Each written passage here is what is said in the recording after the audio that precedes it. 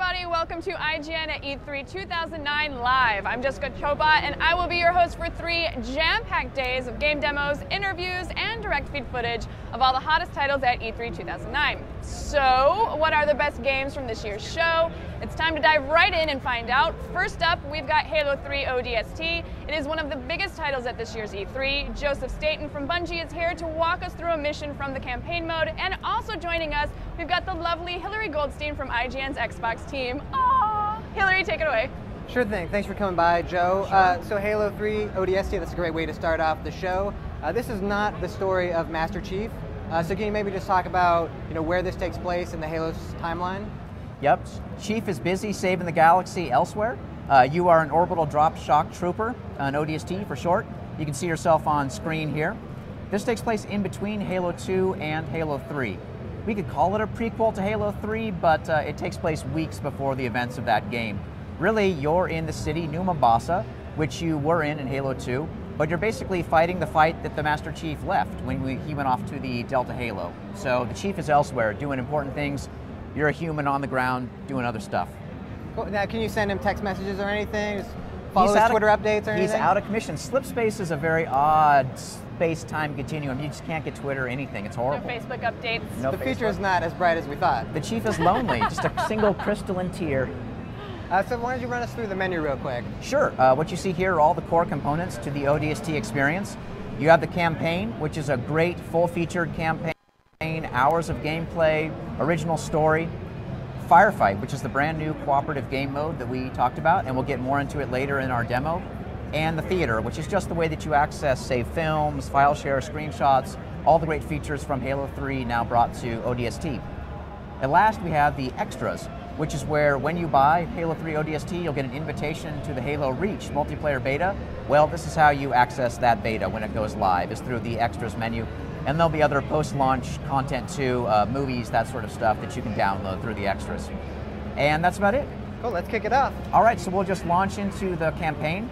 Campaign lobby will look really familiar for people who played Halo 3. We're going to drop right into the city of New Mombasa at night. And in the campaign, you're going to still have all the stuff you expect from Halo 3, which is you're going to have the skulls, right? Correct? You're going to have the same types of difficulty levels with Legendary and Heroic. Yep, absolutely. And the campaign, of course, has full support for co-op play, so you can play it with 3 of your friends for a total of 4 ODSTs charging around the city. And the meta game will still be there, all the scoring and stuff will still work? Yep, campaign scoring still works as well. When you start off the game in the nighttime city, you are the rookie, the newest member of your ODST squad.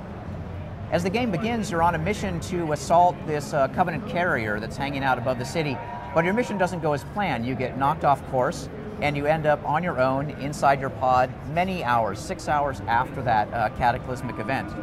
So when you're able to get out of your pod and land in the city, you're on your own. None of your other ODST buddies are around, and your basic mission is to track down where they went and link back up with them. And clearly, like, the visor has changed, the HUD is different. Can you explain that? Sure. Your heads-up display is one of the many ways that we've made subtle tweaks to the game to make it feel more like an ODST. If I throw a grenade out here and get dangerously close, you'll see that my heads-up display gets a little bit red around the edges. That's an indication of my stamina. It's kind of like recharging energy shields, but the way that it's different is if I throw another grenade, when my stamina is low, I can start taking health damage. The green bar up at the top of my screen below the compass is my health. So my health is a little bit low after my drop. It's a good idea for me to get my health back up. So even though the city was pretty damaged by this slipspace event that you'll see at the beginning of the game, some systems still work, including this healthcare kiosk. How convenient. How convenient. And you're able to go up and just get a little med kit, and bam, my health is back up to full. So I've got some Covenant that are moving up on my position. So they're in the game, you can confirm that? Yes, the Covenant are in the game. Wow. This brute is charging me pretty hard, taking him down. You can see it's pretty difficult to see enemies at night. Some of the lights have been knocked out. So we've put another new tool in the ODST toolkit, and that's something we're calling the visor. Now the visor is a low light vision mode. Helps you see, and also just helps you track down enemies and take them out. Now, can you use the visor the whole time, or is it on a limited time?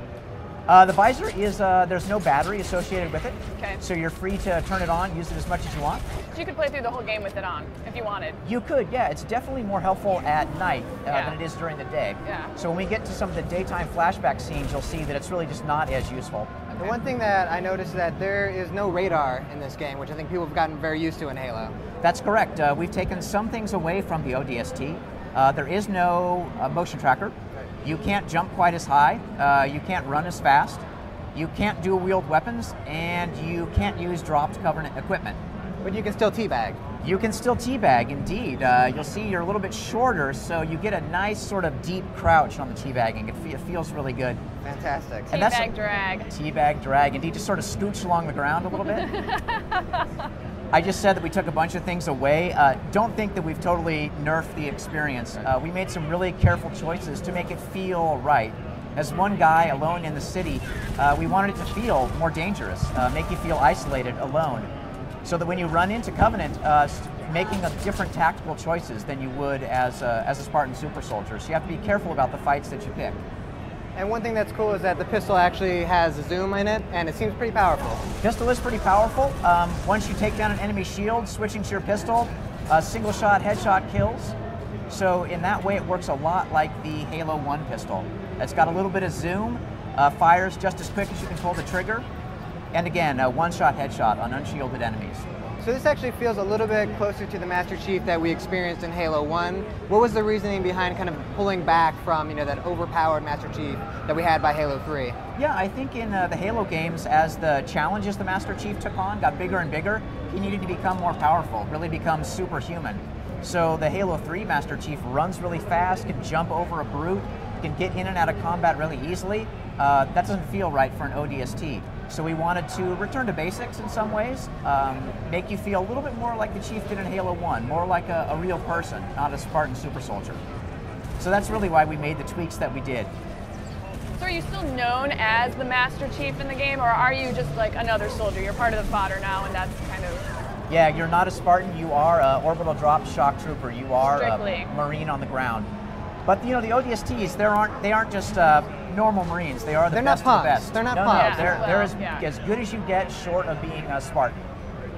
These grunts must know I have the pistol, they're running away from it.